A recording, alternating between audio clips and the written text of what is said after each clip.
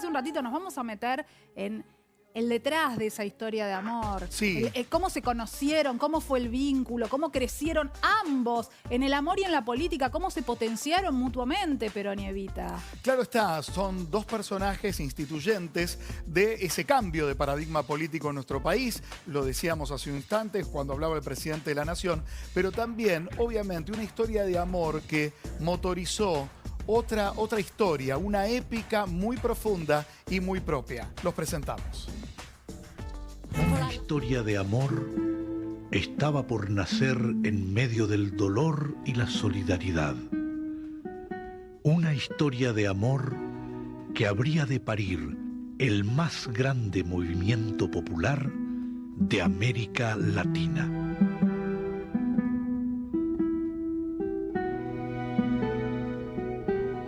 Sin duda, el peronismo no hubiera sido el mismo sin Eva Perón. Ella puso la cuota de amor y fanatismo que necesitan las grandes causas. Mientras yo ponía los ladrillos, construía la casa grande que nos iba a cobijar a todos, ella abrigaba a los que estaban afuera para que no se murieran de frío esperando para entrar. Ella fue candidato a todo y nunca quiso ser nada. Era una mujer tan extraordinaria que dejó una obra que creo que no se olvidará en la historia argentina, aunque pasen muchos años.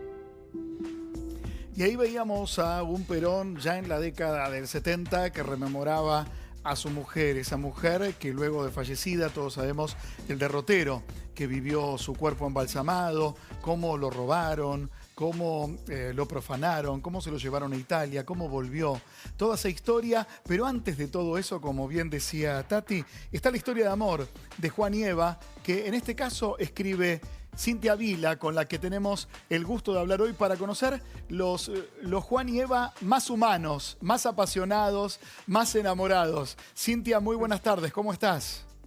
Hola, ¿cómo están ustedes por ahí? ¿Cómo va? Primero preguntarte, ¿cómo arranca la historia verdaderamente de ellos, de amor? ¿Cuándo fue el primer vistazo, la primera mirada? Bueno, hay en realidad distintas teorías. Algunos hablan de que la primera vez que se encuentran es en el Luna Park.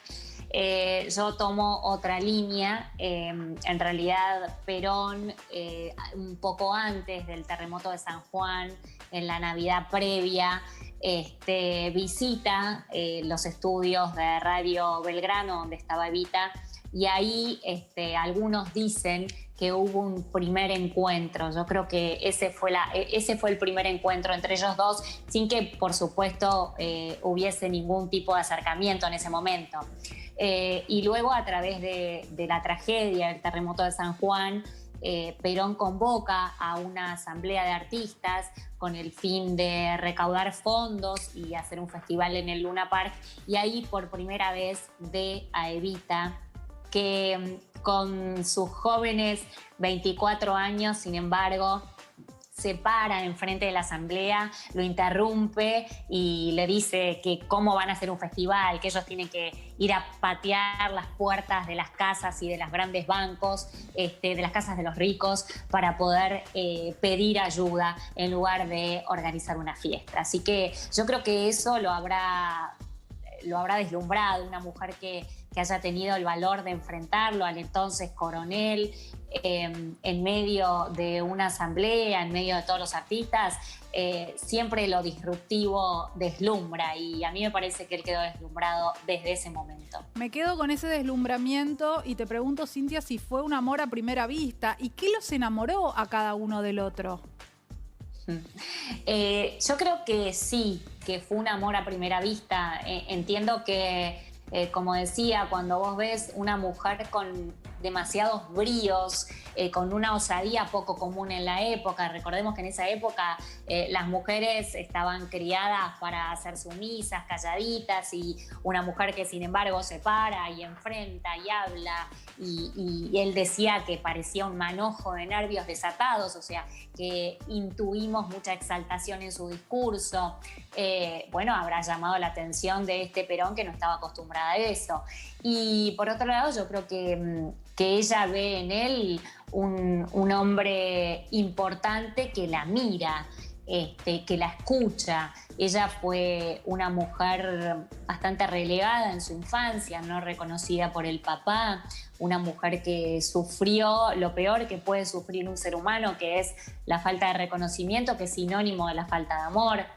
Entonces, yo creo que cuando Perón le da un lugar y le dice, adelante, pase, hable, diga lo que piensa, y luego se encuentran en el Luna Park y se la lleva y empiezan un amor, y le promete cosas que luego cumple. Es decir, no la abandona, al contrario, la cobija, la protege y luego se casa con ella, es decir, le da un nombre. Bueno, para una chiquita que padeció la falta de un nombre, porque en ese momento el apellido estaba dado por línea paterna, Sí. Yo creo que habrá sido, digamos, el deslumbramiento de un gran amor. Hay un dato que parece tal vez cosmético en la historia de amor y luego la historia política. Para mí no lo es tanto, porque hay una invitación de Perón a un restaurante muy reconocido en ese momento, que era La Emiliana, en la Avenida Corrientes al 1400, donde ella empieza a ver, más allá de los ricos platos, en qué se comía en los grandes restaurantes, y luego replica eso en los hogares de acogida. Por ejemplo, donde hoy está el Museo Evita, era un hogar de tránsito para madres solteras o mujeres que habían sufrido algún tipo de violencia o echadas de la casa, y ahí había fuentes justamente de alpaca y de plata, porque decía que si los pobres no podían ver algo distinto, luego no lo podían desear. Es muy interesante. Vos sabés que en una de las escenas, en una de las primeras escenas en el encuentro de ellos van a comer a este restaurante, La Emiliana. Es un dato quizás que no todos tienen. Y era un restaurante muy fastuoso en ese momento. Él la lleva a comer ahí, era muy asiduo él de ese lugar. Y en realidad lo que yo creo es que Eva quería que el pueblo necesitado, el pueblo obrero, pudiese desear al igual que las otras clases sociales. Digo, reivindicar el lugar de ustedes tienen no solo derecho a pedir limosna, con lo cual ella estaba bastante en desacuerdo, tienen derecho a ser de otra manera, a vivir de otra manera, no solo a vivir de la limosna. Ella detestaba el tema de la limosna porque decía que la limosna es dar las sobras, lo que a uno le sobra. En realidad ella bregaba porque la gente que estaba necesitada, tal como ella vino de una familia muy humilde, de una mamá que se tuvo que poner a cargo los 5 hijos, justamente porque su padre no los reconoció y se murió muy joven. Entonces una madre que tuvo que sufrir no solo el rechazo de la época, sino el hecho de estar sola tratando de sostener y llevar adelante a su familia. Entonces todas estas marcas con las que creció Eva, yo creo que en lugar de tornarla una persona vengativa, ella creo que cuando accede al poder y tiene la posibilidad de estar en la política, trata de tomar las astas de la revancha. Bueno, ahora con esto es una oportunidad no solo para mí, sino para la gente que sufre como sufrí yo. ¿Cuál fue el rol de Eva en el 17 de octubre, en esta fecha tan importante y distintas versiones que se instalaron? ¿Cuál es la verdad? ¿Qué rol cumplió Evita en el 17 de octubre? Bueno, Eva se desesperó. Perón estaba preso en la isla Martín García. Entonces Eva empezó a desesperarse, a hablar con sindicalistas, con conocidos, con amigos, con gente que a veces no la escuchó, y gente que se adhirió a su discurso. Hay una anécdota en el libro que yo cuento que hay otra mujer, ¿sí? En ese momento en la vida de Perón, que era la colaboradora más íntima de Perón, una mujer un personaje muy rico en la historia, una uruguaya, Blanca Luz Brum, una uruguaya a la que Eva le tenía muchos celos. Yo intuyo que hubo ahí una relación previo a estar con Evita. Entonces, tanto esta mujer como Evita intentan movilizar desde las raíces a las personas para que se movilicen y vayan a la plaza. De hecho, la huelga que decide convocar la CGT estaba prevista para el 18, pero movilizados por todas estas personas, incluso Evita, la gente empieza a salir antes, empieza a colmar la plaza mucho antes del 18. Perdón la repregunta y la interrupción, pero me parece algo novedoso para muchas personas que Perón tenía una relación previa o tal vez casi al borde de empezar una relación más formal con Evita, y que ambas mujeres, por amor a Perón, movilizaran las bases, llamaran a Cipriano Reyes, luego a María Roldán de los frigoríficos para que la gente vaya a la plaza. Sí, fue increíble. En realidad esto es un poco una intuición mía de las cosas que yo estuve leyendo, investigando respecto a la historia. Blanca Luz, esta uruguaya, esta colaboradora cercana a Perón, cuenta su versión. Y Evita, por otro lado, y los historiadores cuentan algunas versiones contrapuestas.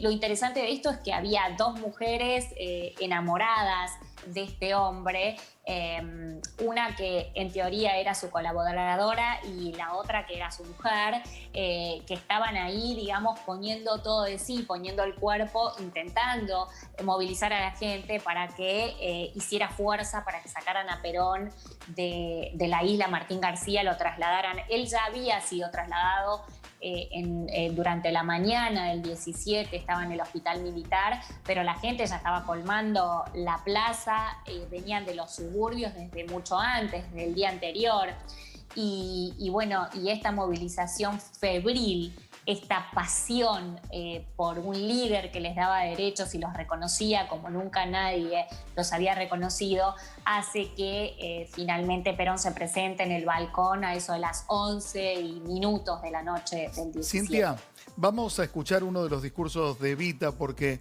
indudablemente su voz es un registro propio, es un sello histórico, pero además es un punto de transmisión muy particular, no solamente conceptual. Evita hablaba y decía lo que quería decir, pero lo transmitía aumentándolo exponencialmente. Vamos a escucharla. El peronismo no se aprende ni se proclama, se comprende y se siente. Por eso es convicción de fe.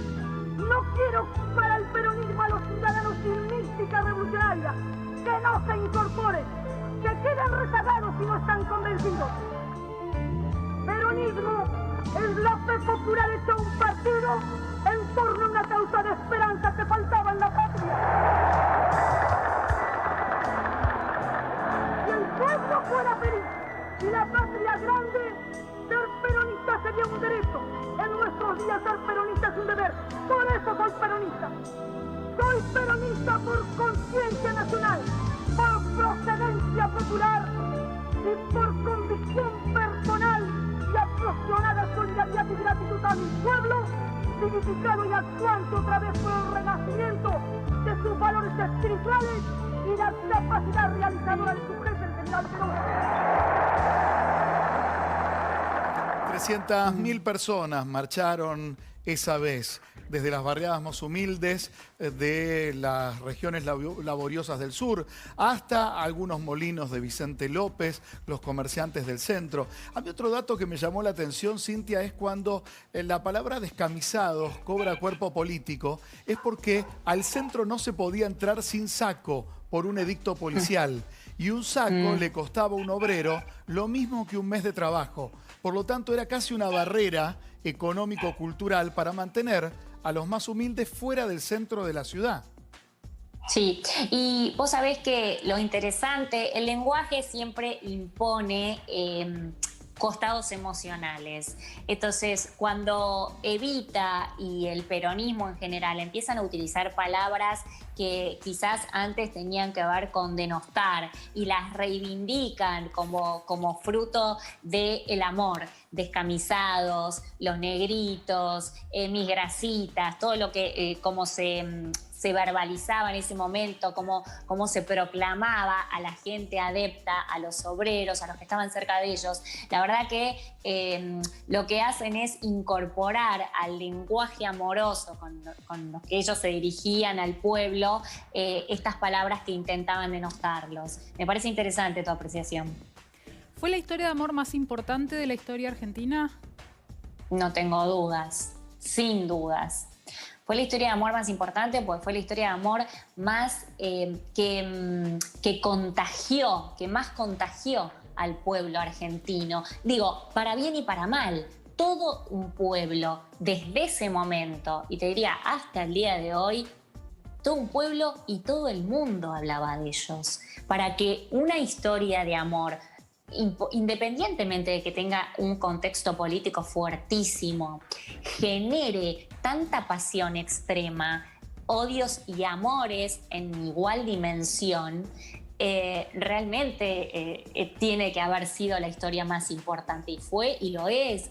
De hecho, hasta el día de hoy se habla de ellos en el mundo, se hacen películas, se hacen festivales. Ustedes recién hablaban con Elena Rogers. Yo tuve la oportunidad de ver esa obra de teatro en Broadway, y si bien es cierto, tiene algunos tintes discutibles, pero sin embargo estuvo en Broadway con muchísimo éxito, y luego Madonna interpretando a Evita, y tantísimos libros y autores que hablan de ellos y siguen hablando de ellos. Digo, me parece que fue la historia de amor. Y ¿sabes qué? ¿Sabes qué creo también? Creo que ella fue la primera feminista popular que existió. Por ese punto, en esos Cintia, tiempos. por ese punto, hay una foto que está en el Museo Evita y que verdaderamente es muy interesante poder verla, porque cuando asume Perón, le cede el sillón presidencial a Evita y él se para detrás, cuando ni siquiera Evita había empezado a buscar el voto femenino. Digo, hubo una situación entre ambos que generó el personaje que luego fue Evita en relación a los derechos de las mujeres. Totalmente. Y vos sabés que yo creo que Perón, a pesar de haber sido un militar rígido en su momento, imbuido de toda la cuestión muy machista de los militares de la época, yo creo que tenía en su linaje mujeres que habían sido muy revolucionarias para la época. Tanto su mamá, su abuela, fueron mujeres que fueron en contra de los paradigmas sociales que se esperaban de las mujeres en ese momento. La mamá se casa con Perón luego de haber tenido 3 hijos con él. O sea, primero tiene sus hijos y luego se casa con él. La abuela de Perón empieza una relación con el abuelo de Perón estando casada con otro hombre. Vamos al casamiento de ellos. Hombre. Vamos al casamiento de Eva y Juan. En ese casamiento tan austero, ¿qué datos nos podés dar de esa ceremonia tan íntima, tan pequeña, de 2 personajes tan grandes? Sí, en realidad el dato más interesante para mí es que, ella logra cambiar el nombre, ¿no? Ponerse el apellido Duarte en los papeles, y que luego, cuando se casan por iglesia, primero tienen que suspender una primera fecha porque, los habían descubierto. Ellos querían una cosa muy íntima, porque en ese momento eran como la pareja dorada, la pareja que daba esperanza. Esta palabra, si bien es una palabra controversial, pero yo creo que cuando hay opresión, cuando la gente no ve una salida, como en ese momento, cuando la gente realmente está en los suburbios de un lugar o de una sociedad, que venga alguien, los nombre, los mire, les diga, ustedes tienen derechos, y tienen no solo derechos, tienen necesidad de lanzar su voz para conquistar esos derechos, y nosotros estamos acá para escucharlos.